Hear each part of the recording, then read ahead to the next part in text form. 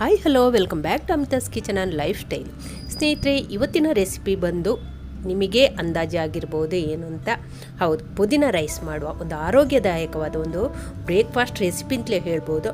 ಹಾಗಾದರೆ ಬನ್ನಿ, ನಾನು ನೆಟ್ಟ ಗಿಡದಿಂದಲೇ ಪುದೀನವನ್ನು ತಗೊಂಡು ನಾವು ಇವತ್ತೊಂದು ರೆಸಿಪಿಯನ್ನು ಮಾಡುವ. ನೋಡಿ, ನಾನಿದು ನಮ್ಮ ಟೆರೆಸ್ ಮೇಲೆ ನೆಟ್ಟಿರುವಂಥ ಪುದೀನ, ಇದಕ್ಕೆ ಸುಡುಮಣ್ಣು ಹಾಕಿ ಅದರಲ್ಲಿ ನೆಟ್ಟಿದ್ದೇನೆ.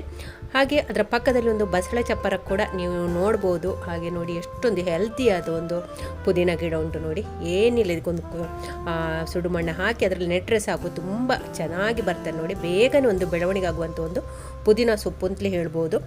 ಹಾಗೆ ನಮ್ಮ ಹಿತ್ತಲಲ್ಲೇ ಇದ್ದರೆ ನೋಡಿ, ಯಾವಾಗ ಬೇಕಾದ್ರೂ ನಾವು ಉಪಯೋಗಿಸ್ಕೊಳ್ಬೋದು. ಇಷ್ಟು ಪುದೀನ ಸಾಕು ನಮಗೀಗ. ತೊಳೆದು ಕ್ಲೀನ್ ಮಾಡಿ ಇಟ್ಕೊಂಡಿರುವಂಥ ಪುದೀನ, ಎಳೆ ಪುದೀನ ಆದರೆ ಹೀಗೆ ಹಾಕಿಕೊಳ್ಬೋದು, ಬೆಳೆದಿದ್ದರೆ ಎಲೆಯನ್ನು ಮಾತ್ರ ಹಾಕಿಕೊಳ್ಳಿ, ದಂಡು ಬೇಡ. ಇವಾಗ ಪುದೀನವನ್ನು ಮಿಕ್ಸರ್ ಜಾರಿಗೆ ಹಾಕಿಕೊಳ್ಳುವ.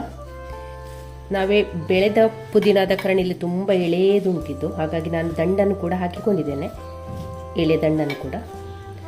ಒಂದು ಮುಷ್ಟಿಯಷ್ಟು ಪುದೀನ, ಬೆಳ್ಳುಳ್ಳಿ, ಒಂದು 6 ಎಸಳಿನಷ್ಟು ಬೆಳ್ಳುಳ್ಳಿಯನ್ನು ಹಾಕ್ಕೊಂಡಿದ್ದೇನೆ. ಹಾಗೆ ಶುಂಠಿ ಹೀಗೆ 1 ಇಂಚಿಯದ್ದು 2 ತುಂಡು ಹಾಕಿಕೊಂಡಿದ್ದೇನೆ. ಆನಂತರ ಇಲ್ಲಿ ಕಾಯಿ ಮೆಣಸನ್ನು ಹಾಕಿಕೊಳ್ಬೇಕು. ನಾನಿಲ್ಲಿ ಒಂದು 5 ಕಾಯಿ ಮೆಣಸನ್ನು ತಗೊಂಡಿದ್ದೇನೆ. ಖಾರಕ್ಕೆ ಅನುಗುಣವಾಗಿ ನೀವು ಹಾಕಿಕೊಂಡ್ರೆ ಆಯಿತು. ಜಾಸ್ತಿ ಖಾರ ಬೇಕು ಅಂತಿದ್ರೆ ಜಾಸ್ತಿ ಹಾಕ್ಕೊಂಡ್ರೆ ಆಯಿತು, ಸ್ವಲ್ಪ ಖಾರ ಸಾಕಂದರೆ ಸ್ವಲ್ಪ ಹಾಕಿಕೊಂಡ್ರೆ ಆಯಿತು. ಮತ್ತು ಕೆಲವೊಂದು ಕಾಯಿ ಮೆಣಸು ತುಂಬ ಜಾಸ್ತಿ ಖಾರ ಇರ್ತದೆ.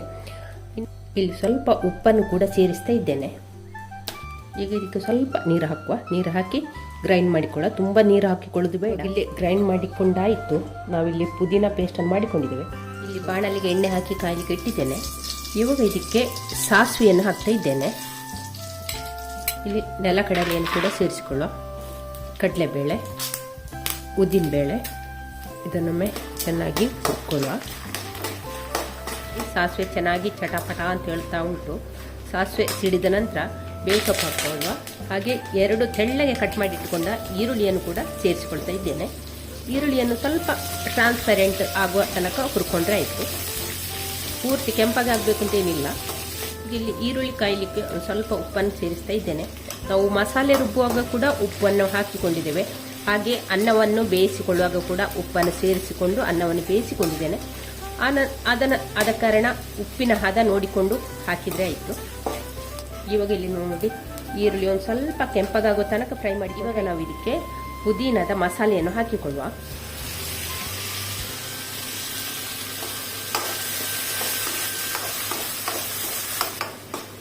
ಇಲ್ಲಿ ನೀರಿನ ಅಂಶ ಎಲ್ಲ ಡ್ರೈ ಆಗೋ ತನಕ ನಾವು ಇದನ್ನು ಫ್ರೈ ಮಾಡಿಕೊಂಡ್ರೆ ಆಯಿತು.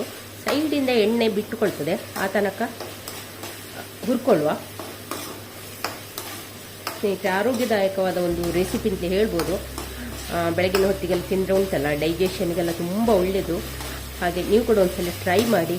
ಹಾಗೆ ವಿಡಿಯೋ ಇಷ್ಟ ಆದರೆ ಲೈಕ್ ಮಾಡಿ, ಶೇರ್ ಮಾಡಿ. ಚಾನಲ್ಗೆ ಹೊಸಬ್ರಿದ್ದರೆ ಪ್ಲೀಸ್ ಸಬ್ಸ್ಕ್ರೈಬ್ ಮಾಡಿಕೊಂಡು ಚಾನಲನ್ನು ನೋಡಿ. ಇಲ್ಲೊಂದು ಸ್ವಲ್ಪ ಚಿಟಿಕಿ ಅರಶಿನವನ್ನು ಕೂಡ ಸೇರಿಸ್ತಾ ಇದ್ದೇನೆ. ಇವಾಗ ನಾವು ಇದಕ್ಕೆ ಅನ್ನವನ್ನು ಸೇರಿಸಿಕೊಳ್ಳುವ. ನಾನಿಲ್ಲಿ ಸೋನಾ ಮಸೂರಿ ಅನ್ನವನ್ನು ತಗೊಂಡಿದ್ದೇನೆ. ನಾನಿಲ್ಲಿ ಸೋನಾ ಮಸೂರಿ ಅನ್ನವನ್ನು ತಗೊಂಡಿದ್ದೇನೆ. ನೋಡಿ, ಹೀಗೆ ಉದುರು ಅನ್ನ ಮಾಡಿ ಇಟ್ಕೊಳ್ಬೇಕು. ಅನ್ನ ಪೂರ್ತಿ ತಣ್ಣಗಾದ ನಂತರ ನಾವು ಇದಕ್ಕೆ ಸೇರಿಸಿಕೊಳ್ಬೇಕಾಗ್ತದೆ. ಇಲ್ಲದಿದ್ರೆ ಉಂಟಲ್ಲ, ಎಲ್ಲ ಮೆತ್ತಗೆ ಒಂದಕ್ಕೊಂದು ಅಂಟಿಕೊಳ್ತದೆ. ಹೀಗೆ ಉದುರು ತಣ್ಣಗೆ ಮಾಡಿದ್ರೆ ಉಂಟಲ್ಲ, ಉದುರಾಗಿ ಸಿಗ್ತದೆ. ಇವಾಗ ಈ ಅನ್ನವನ್ನು ನಾವು ಇದಕ್ಕೆ ಸೇರಿಸಿಕೊಳ್ಳ. ಫಸ್ಟಿಗೆ ಒಂದು ಸ್ವಲ್ಪವೇ ಅನ್ನ ಹಾಕಿಕೊಂಡು ನಾವು ಇದನ್ನು ಕಲಸಿಕೊಂಡ್ರೆ ಆಯಿತು. ಫಸ್ಟಿಗೆ ಒಂದು ಸ್ವಲ್ಪ ಅನ್ನ ಹಾಕಿ ಫಸ್ಟಿಗೆ ಮಿಕ್ಸ್ ಮಾಡಿಕೊಳ್ಳ. ಒಳ್ಳೆ ಪರಿಮಳಯುಕ್ತವಾದ ಒಂದು ಆರೋಗ್ಯದಾಯಕವಾದ ಒಂದು ರೆಸಿಪಿ ಅಂತ ಹೇಳ್ಬೋದು ಇದನ್ನು. ಇವಾಗ ಇನ್ನೊಂದು ಸ್ವಲ್ಪ ಅನ್ನ ಹಾಕುವ. ಯಾವಾಗಲೂ ನಾವು ರೈಸ್ ಐಟಮ್ ಮಾಡುವಾಗ ಉಂಟಲ್ಲ, ಈ ಪುಳಿಯೋಗರೆ ಇರ್ಬೋದು, ಚಿತ್ರಾನ್ನ ಇರ್ಬೋದು, ಅದಕ್ಕೆಲ್ಲ ಮಾಡುವಾಗ ಉಂಟಲ್ಲ, ನಾವು ಸ್ವಲ್ಪವೇ ರೈಸನ್ನು ಹಾಕಿಕೊಂಡು ಮಿಕ್ಸ್ ಮಾಡಬೇಕು. ಇಲ್ಲದ್ರೆ ಉಂಟಲ್ಲ, ಎಲ್ಲ ಮೆತ್ತಗಾಗ್ತದೆ. ಚೆನ್ನಾಗಿ ಒಮ್ಮೆ ಮಿಕ್ಸ್ ಮಾಡ. ಚೆನ್ನಾಗಿ ಮಿಕ್ಸ್ ಮಾಡಿ ಆಯಿತು. ಇವಾಗ ಕೊನೆಯಲ್ಲಿ ಇದಕ್ಕೆ ನಾವು ನಿಂಬೆಯನ್ನು ಹಿಂಡಿಕೊಳ್ಳುವ. ಒಂದು ಅರ್ಧ ನಿಂಬೆಯನ್ನು ಹಿಂಡಿಕೊಳ್ಳುವ. ಅಂದರೆ ಉಪ್ಪು, ಹುಳಿ, ಖಾರ ಎಲ್ಲ ಚೆನ್ನಾಗಿ ಬ್ಯಾಲೆನ್ಸ್ ಆಗಿದ್ರೆ ಉಂಟಲ್ಲ, ಚೆನ್ನಾಗಿರ್ತದೆ ಟೇಸ್ಟ್. ಯಾವಾಗಲೂ ಸ್ನೇಹಿತರೆ, ನಿಂಬೆ ಹಾಕಿದ ನಂತರ ಉಂಟಲ್ಲ, ನಾವು ಲೆಮನ್ ಜ್ಯೂಸೆಲ್ಲ ಹಾಕ್ತೇವಲ್ಲ, ಆನಂತರ ಇದನ್ನು ಬಿಸಿ ಮಾಡಲಿಕ್ಕಿಲ್ಲ. ಸ್ಟವ್ ಆಫ್ ಮಾಡಿದ ನಂತರವೇ ನಾವು ಇದನ್ನು ಹಾಕಿಕೊಳ್ಬೇಕು. ಅಂದರೆ ಇದರ ಒಂದು ಫ್ಲೇವರ್ ಉಂಟಲ್ಲ, ನಮಗೆ ಲೆಮನ್ ಇದು ಫ್ಲೇವರ್ ಚೆನ್ನಾಗಿ ಸಿಗ್ತದೆ. ಹಾಗೆ ಒಮ್ಮೆ ಚೆನ್ನಾಗಿ ಮಿಕ್ಸ್ ಮಾಡುವ. ಇವಾಗ ಇದರ ಟೇಸ್ಟ್ ನೋಡಿಕೊಳ್ಳಿ, ಉಪ್ಪೆಲ್ಲ ಕರೆಕ್ಟ್ ಉಂಟಂತ ನೋಡಿಕೊಳ್ಳಿ. ಸ್ವಲ್ಪ ಖಾರ ಜಾಸ್ತಿ ಇದ್ದರೆ ಒಳ್ಳೆಯದಾಗ್ತದೆ ಮಾತ್ರ. ಹುಳಿ ಮತ್ತು ಖಾರ ಎಲ್ಲ ಚೆನ್ನಾಗಿ ಸ್ವಲ್ಪ ಜಾಸ್ತಿ ಮುಂದೆ ಇದ್ದರೆ ಉಂಟಲ್ಲ ಟೇಸ್ಟ್ ಚೆನ್ನಾಗಿರ್ತದೆ. ಇದನ್ನು ಸಲಾಡ್ ಜೊತೆ ಕೂಡ ತಿನ್ಬೋದು, ಇಲ್ಲ ಉಪ್ಪಿನಕಾಯಿ ಜೊತೆ ಕೂಡ ತಿನ್ಲಿಕ್ಕೆ ಒಳ್ಳೆಯದಾಗ್ತದೆ. ಇಲ್ಲದಿದ್ದರೆ ಅಂತೆಯೇ ಕೂಡ ತಿನ್ಬೋದು, ಖಾರ ಎಲ್ಲ ಸ್ವಲ್ಪ ಜಾಸ್ತಿ ಇದ್ದರೆ ಅಂತೆಯೇ ತಿನ್ಬೋದು. ಇವಾಗ ಇದಕ್ಕೆ ಮೇಲಿಂದ 1 ಟೇಬಲ್ ಸ್ಪೂನ್ನಷ್ಟು ತುಪ್ಪವನ್ನು ಕೂಡ ಹಾಕುವ. ತುಪ್ಪ ಕೊನೆಗೆ ಹಾಕಿದರೆ ಉಂಟಲ್ಲ ಫ್ಲೇವರ್ ಚೆನ್ನಾಗಿರ್ತದೆ. ತುಪ್ಪದ ಫ್ಲೇವರ್ ಒಂದು ತಿನ್ನುವಾಗಲ್ಲ ಒಳ್ಳೆ ಘಮ ಬರ್ತದೆ. ಹಾಗೆ ನಾನು ಯಾವಾಗಲೂ ಈ ರೈಸ್ ಐಟಮ್ ಮಾಡೋದು ಉಂಟಲ್ಲ ಕೊನೆಗೆ ತುಪ್ಪ ಹಾಕಿಕೊಳ್ತೇನೆ, ಅಂದರೆ ಫ್ಲೇವರ್ ಕೂಡ ಚೆನ್ನಾಗಿರ್ತದೆ, ತಿನ್ನಲಿಕ್ಕೆ ಎಲ್ಲ ಒಳ್ಳೆಯದಾಗ್ತದೆ. ತುಪ್ಪದ ಪರಿಮಳ ಯಾರಿಗೆ ಇಷ್ಟ ಇಲ್ಲ ಹೇಳಿ. ನೋಡಿ ಸ್ನೇಹಿತರೆ, ನಮ್ಮ ಪುದೀನ ರೈಸ್ ರೆಡಿ ಆಯಿತು. ನೀವು ಕೂಡ ಒಂದ್ಸಲ ಟ್ರೈ ಮಾಡಿ, ತುಂಬಾ ಟೇಸ್ಟಿಯಾದ ಅದ್ಭುತವಾದ ಒಂದು ರೆಸಿಪಿ ಅಂತ ಹೇಳ್ಬೋದು.